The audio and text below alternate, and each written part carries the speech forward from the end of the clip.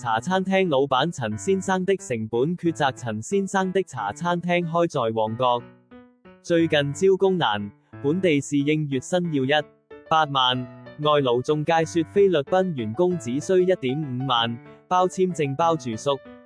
陳先生的選擇，引進5名外勞，成本降了15%，但3個月後，外勞聽不懂廣東話，客人點凍檸茶走甜變成熱奶茶加糖，差評率漲20%。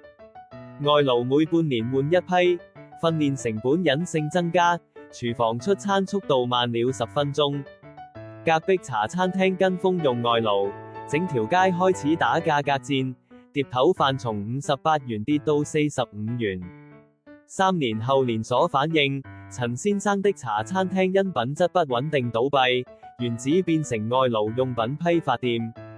周邊3家本地食材供應商失去固定客戶。建築工人阿華的工資保衛戰。阿華做紮鐵工15年，去年工地新來30個外勞，老闆說他們日薪1600，你要繼續做就降到2100，原日薪2930。阿華的困境，若接受，每月少賺2.5萬，供樓壓力陡增，兒子的國際學校學費可能泡湯。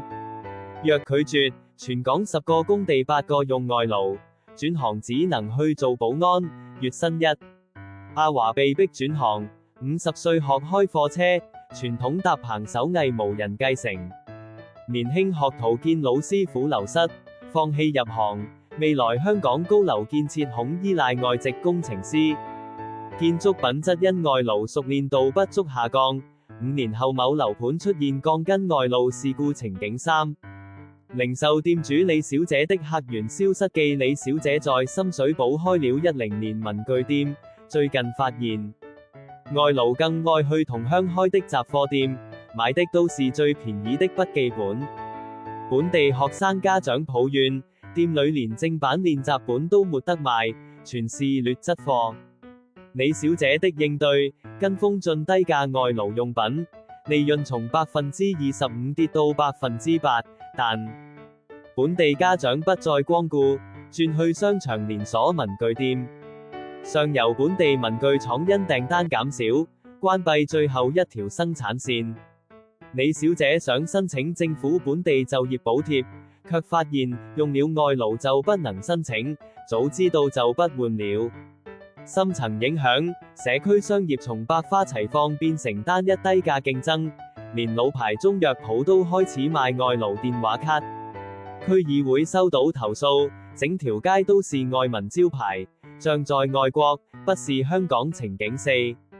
年輕廚師阿傑的夢想破滅路。阿傑22歲，本來想拜茶餐廳總廚為師學做燒鵝，卻發現餐廳用外勞做廚房雜工，老師傅說教他們廣東話都難，哪有時間帶徒弟？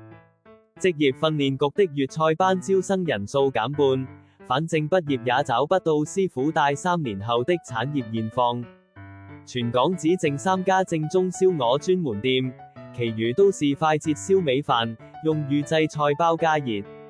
美食旅遊團取消深水埗行程，這裏吃不到真正的香港風味。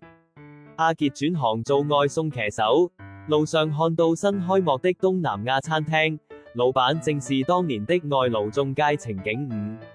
社區長者黃婆婆的街景變遷使黃婆婆每天下樓都發現變化。開了15年的涼茶鋪變成外勞匯款中心，玻璃上貼滿西聯匯款手續費5折。街角的士多店換成菲律賓雜貨店，冰櫃裏都是芒果乾和椰子糖，看不見的連鎖反應。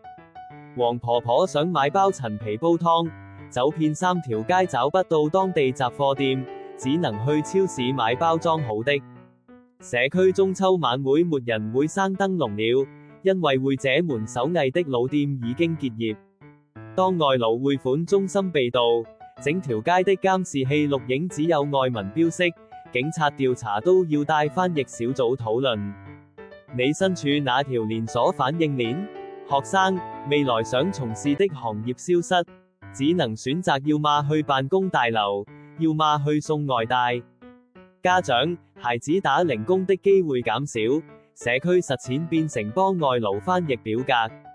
創業者想開特色小店，卻發現租金被外勞宿舍抬高，客源又被低價競爭擠壓。終極追問：當每個行業都在用外勞降成本趕客結業的循環裏掙扎，誰來為香港的社區靈魂和產業根基買單？